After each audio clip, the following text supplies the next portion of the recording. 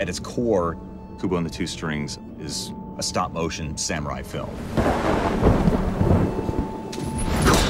But with every film that we make, we want to do something unique, something original, to tell stories that aren't typically told in animation.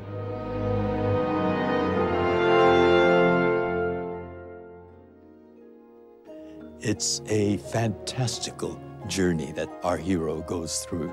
It's a sort of adventure set in mythical Japan, and one of the thrills about that was delving into a culture that's so visually rich. There's an extensive amount of research that goes into all of the history.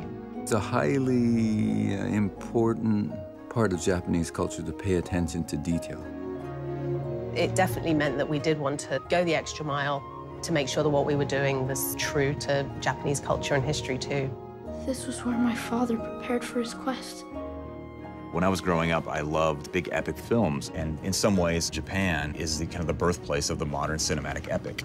And that goes directly to the influence of Akira Kurosawa. Seven Samurais, Yojimbo, the village sequences, where you see the vitality and the raucousness of Japanese village in the 17th century. We looked at origami. Ow! We looked at Issey Miyake's work and how folding structures work around body shapes. We worked with a lot of woodblock kind of motifs. We looked at that and tried to bring that into the film. We used a sort of simplification of large organic shapes that are prevalent in woodblock. We have laser cutters now and screen printing, so we were able to actually map on those textures.